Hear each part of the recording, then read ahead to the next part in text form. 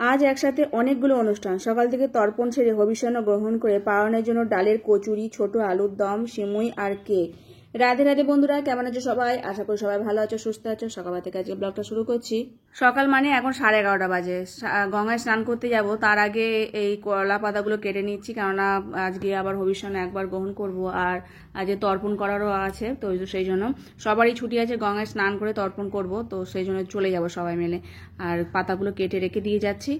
তো আজকে বিশেষ দিন, কেন আজকে বিশ্বপঞ্চক ব্রত শেষ হচ্ছে, দামোদর ব্রত শেষ হচ্ছে, চাতুর্মাস ব্রত শেষ হচ্ছে। যাই হোক, গঙ্গায় চলে এসেছি। আজকে তো দেখছি গঙ্গায় প্রচুর ভিড়, অনেকে অনেক রকম পুজো করছে, ফুল দিয়ে রাস্তা পুরো ভরিয়ে দিয়েছে, আর স্নানও করছে। তো আমরা এখন তর্পণ করব, তাই চলে এলাম। আর ছুটি আছে বাচ্চাদের, খুব ভালো হয়েছে আজকের দিনটা। আর সমস্ত ব্রত আজকে শেষ হবে আজকে থেকে। তো গঙ্গায় নেমে পড়েছি তর্পণ করবো বলে, সবাই মিলে একসাথে। গৌকে বললাম নেমে পড়তে। তো হয়ে গেছে, আমাদের স্নানও হয়ে গেছে একসাথে। তারপরে মাথা মুছে আর এখন বাড়ি ফিরবো। তো জল খুব ঠান্ডা, আজকে পূর্ণিমা বলে গঙ্গার জলও আকারে উপরে উঠে এসেছে। আর চলো এখন বাড়ি ফিরি। তো জামা কাপড় আর ছাড়িনি, একেবারে ওই অবস্থায় বাড়ি চলে এসেছি গাড়ি করে। তারপর আবার ঘরে এসে জামা কাপড় চেঞ্জ করলাম। তো দেখো সবাই পুজো করছে আজকে দিনটা। অরেঞ্জ কালারের সিঁদুর সব পরিয়ে দিয়েছে ভর্তি। এসে একটু হবিষ্যান্ন মানে করে নিয়েছি, ভগবানকে দিয়েছি। তো এই আজকে লাস্ট মানে হবিষ্যান্ন গ্রহণ করা, একবারই গ্রহণ করছি।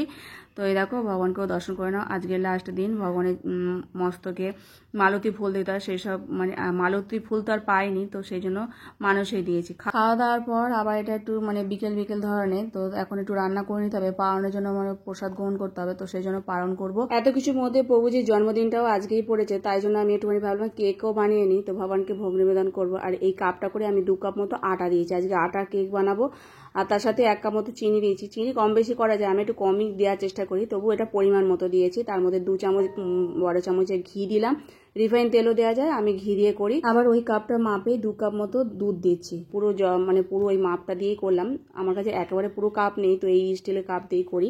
এটা ছোট মতো, পুরো কাপের সাইজ নয়, যা মাপ হয় মানে ভালোই হয়। যাই হোক, 2 কাপ মতো আটা দিয়ে এখন এটাকে ভালো করে ফেটিয়ে নিচ্ছি। নিয়ে এখন এর মধ্যে বেকিং পাউডার আর খাবার সোডা দেবো। 1/2 চামচ মতো খাবার সোডা দিলাম, আর বেকিং পাউডার 1 চামচ দিলাম।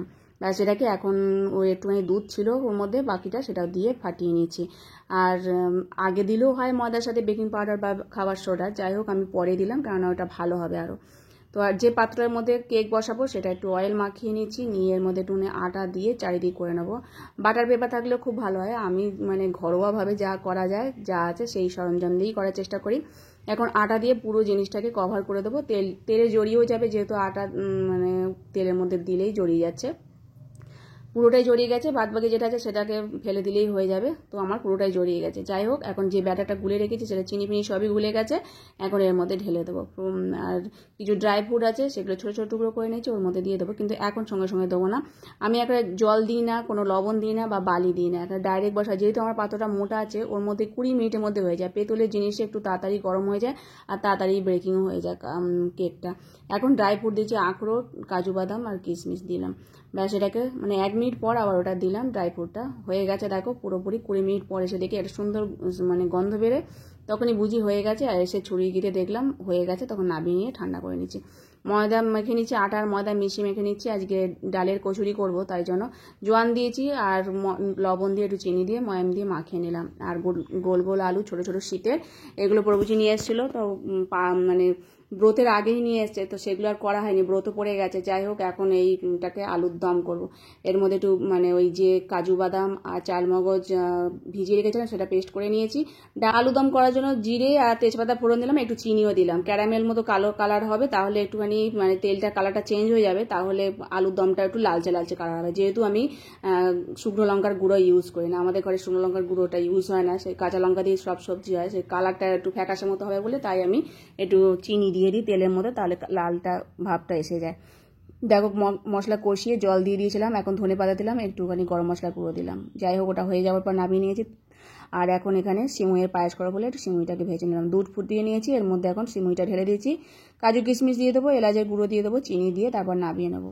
আর আলুর দমটা হয়ে গেছে, কিন্তু আমার মনে নেই কড়াইশুঁটি ঘরে ছিল। কড়াইশুঁটি এতদিন ইউজ হয়নি তো, 4-5 দিন তো ভুলে গেছি কড়াইশুঁটি দিতে।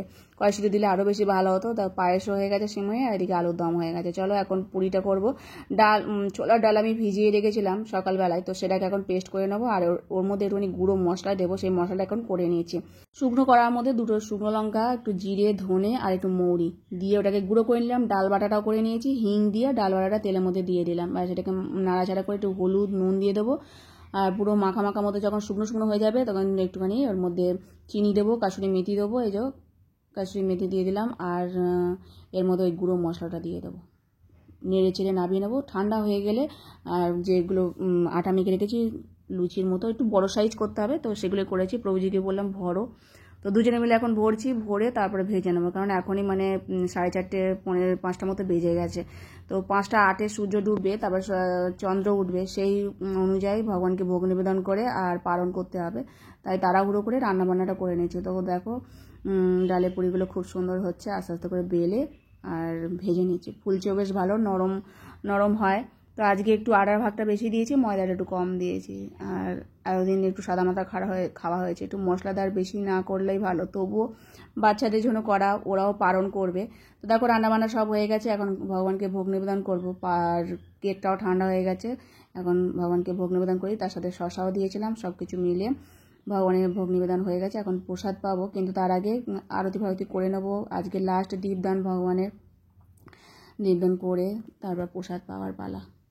আর এই যে এখন কেক কাটা হচ্ছে, প্রভুজির জন্মদিন, সেটাও সেলিব্রেশন হয়ে যাক। অনেক কটা অনুষ্ঠান আজকে ছিল, সব কিছু মিলে খুব আনন্দের দিনটা কেটেছে। ব্রত সমাপ্তি হলো এই কদিন, সব বাচ্চারাও খুব ভালোভাবে ব্রত করেছে। স্কুল কলেজ যাই হোক না কেন, ব্রতটা তো কমপ্লিট করেছে।